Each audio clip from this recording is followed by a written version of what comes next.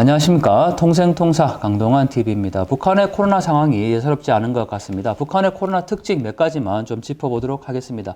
먼저 첫 번째 감염자 수인데요. 4월 말부터 5월 15일 어제죠. 6시까지 121만 3,550여 명의 발열자, 확진자라고 표현하지 않고 발열자라고 표현하고 있는데요. 그중에서 64만 8,630명이 완쾌가 되었고 56만 4,860여 명이 치료가 되었다라고 발표를 했네요. 그리고 사망자는 50명으로 발표를 했습니다. 처음 5월 13일 날 확진자가 나왔다라고 발표했을 때 18,000여 명이었는데 그 다음날 10배가 증가한 18만여 명으로 나왔었죠. 그리고 어제 하루만 해도 30만 명이 더 추가적으로 나왔다라고 얘기를 합니다. 두 번째, 바로 이 치료 방법에 대해서 노동신문이 공개를 했는데요. 먼저 고열이 날 때는 절대 안정하면 물을 많이 마신다라고 나와 있고 또 이부프로펜을 쓸 수 있다라고 얘기를 하는데 제가 오늘 아침에 출근하면서 이 이부프로펜을 약국에 가서 한번 사봤습니다. EGN이라고 하는 특정한 제품의 약인데 이부프로펜이 보통 감기가 걸렸을 때 발열이라든지 두통이나 뭐 생리통 이런 진통제로 사용하고 있는 약입니다. 이부프로펜이라고 표기가 되어 있습니다. 한국에서 지금 약국에서 3,000원 정도면 살 수 있는 약들인데 과연 북한의 지금 병의원 시스템 속에서 이런 약을 쉽게 구입할 수 있을지도 의문이 들고요. 또 기침이 나면 반드시 눕지 말고 모로 눕거나 또는 똑바로 앉아있기, 그리고 꿀을 한 찻술 먹으면 좋다라고 얘기를 하는데 또 숨이 차면 실내 온도를 낮추고 환기를 하고 코로 천천히 숨을 들이키고 입으로 내쉰다라고 얘기를 합니다. 자, 결국은 특별한 약이 없이 이 치료 방법이라고 사실 할 수가 없는 것 같고 또 하나 특이한 게 목구멍이 아플 때는 련하청원을 먹으면 된다라고 얘기하는데 련하청원이 바로 중국에서 코로나 치료제로 자체적으로 개발을 했고 인체 실험까지 했던 바로 그 약입니다. 2020년 4월경에 보면요. 중국 유학생들을 위해서 중국 당국이 약품을 보내준 사례가 있는데 바로 거기에 이 련하청원이 나오네요. 결국은 중국에서 만든 이런 약들을 가지고 치료를 하고 있다라는 거를 볼 수가 있는 것 같고요.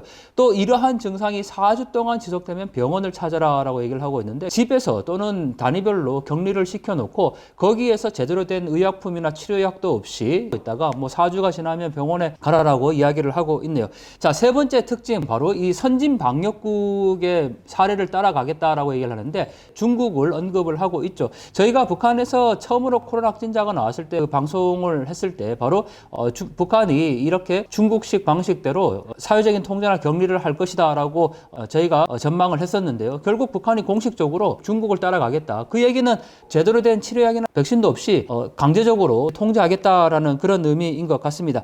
그 다음에 네 번째 특징인데요. 이 정치국 회의를 주재하면서 김정은이 웃고 있는 장면이 공개적으로 나왔습니다. 바로 이런 상황이죠. 지금 코로나 환자가 급속히 발생하고 있고 위기다라고 표현을 하고 있는데 그런 상황에서 이 회의를 주재하면서 또 웃고 있는 김정은의 모습을 도대체 어떻게 우리가 또 해석을 해야 될까? 건국일의 대동란이라고 표현할 만큼 상황이 굉장히 심각하게 인식을 하는데 웃고 있는 장면이 또 여실히 방송이 되었네요.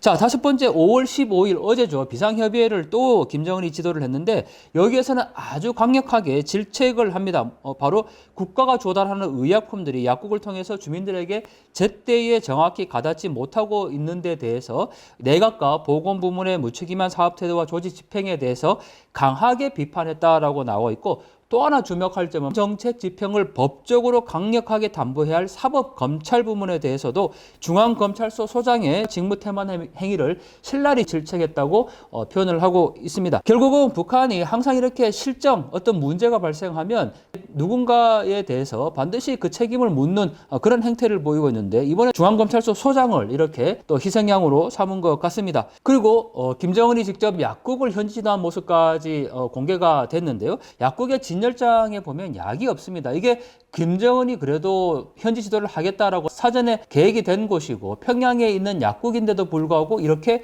약이 없는 것을 볼 수가 있고 실제로 김정은이 직접 그렇게 표현을 하고 있습니다. 진열장 외에 약품 보관 장소도 없는 낙후한 형편이다라고 표현을 하고 있고 판매원이 위생복조차도 입고 입지 않다라고 해서 굉장히 김정은이 비판하는 모습을 보이고 있는데 결국 국가는 약은 있지만 이것을 제대로 유통하지 못하는 또는 배급하지 못하는 책임을 또 전가하고 있는 그런 모습으로 볼 수 있을 것 같습니다.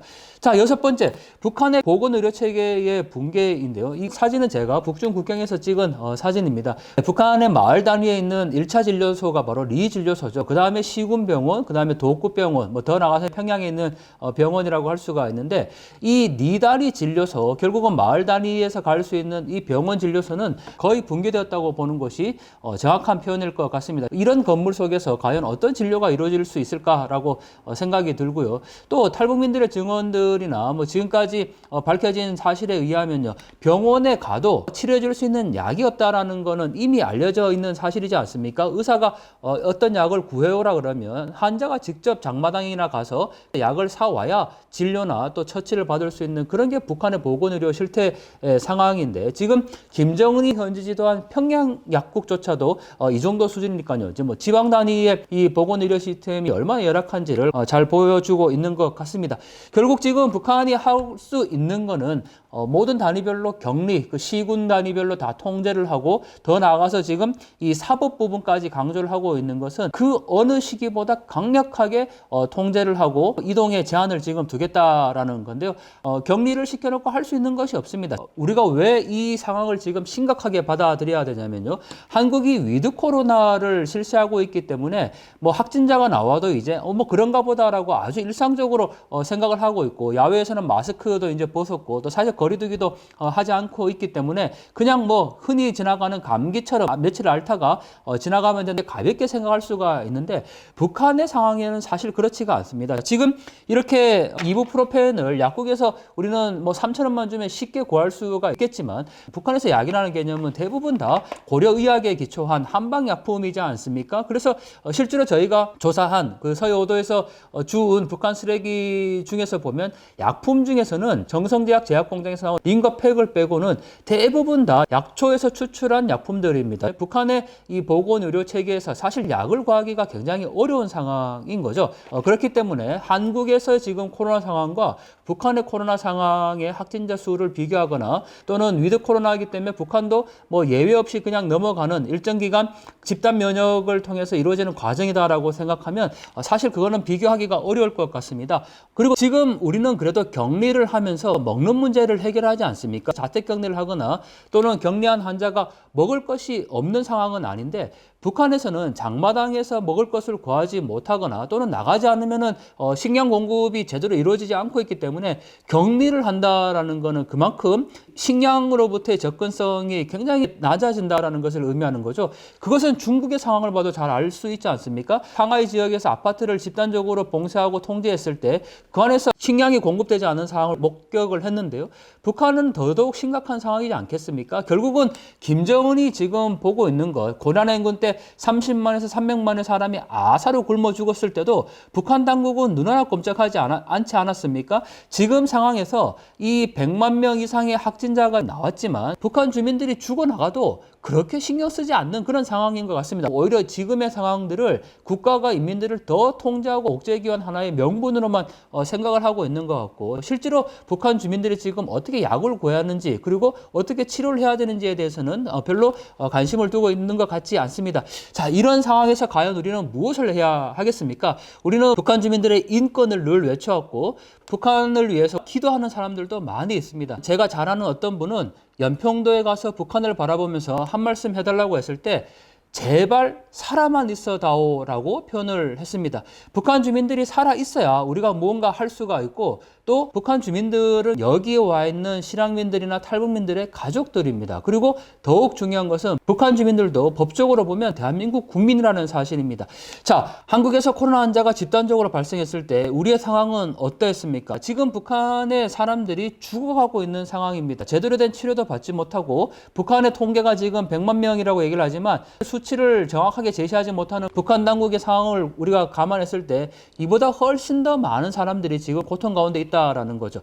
우리가 여기에서 인도적 지원에 대해서 이야기를 하고 있고 저도 우리 정부가 인도적 지원을 해야 된다라고 분명히 말씀을 드렸습니다. 그런데 중요한 것은 이런 상황에서 지금 우리가 마치 그 북한의 문제를 남북 관계를 개선을 위한 하나의 도구로 인식하거나 또는 정치적 문제로 이것을 해결할 게 아니고 말 그대로 인도적 사안은 인도적 사안인 겁니다. 우리가 쉽게 약국에서 구할 수 있는 이런 약들을 북한 주민들은 지금 구할 수가 없고 해열제 하나만 먹으면 그래도 아주 위험한 순간은 넘길 수 있는 그런 상황임에도 불구하고 이 3,000원짜리 약 하나가 없어서 목숨을 잃는다는 것은 정말 너무 끔찍한 일이지 않습니까? 여러분들 멀게 생각할 것도 없이 한국에서는 결핵 때문에 사망하지는 않습니다. 하지만 1990년대 말 고난행군을 겪을 때 북한에서는 그 결핵약 하나이 없어서 사망에 이르는 사람들이 얼마나 많았습니까?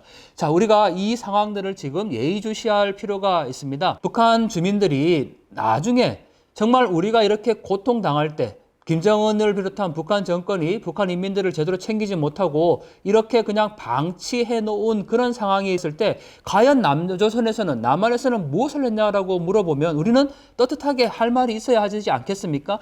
태영호 국회의원이 청문회 때 통일부 장관에게 문재인을 대북 특사로 보낼 수 있느냐라는 질문을 했는데 저는 그 얘기를 듣고 정말 제 귀를 의심했습니다. 지금 그런 인식을 갖고 있을 때가 아니지 않습니까? 문재인이 어떻게 대북 특사가 될 수가 있겠습니까?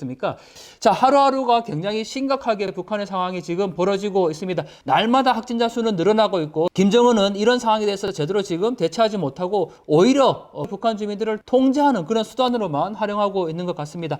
우리도 여전히 코로나 때문에 너무너무 어렵고 겨우 이제 숨통을 좀 틔어가는 그런 상황인데 북한의 코로나까지 우리가 생각해야 되냐라고 생각할 수 있겠지만 남북한 주민들은 함께 살아가야 되는 우리의 가족들입니다. 여러분들 조금만 관심을 갖고 저 북녘의 지금 코로나 상황이 결코 우리와 다른 문제다라고 생각하지 않으면 좋겠습니다.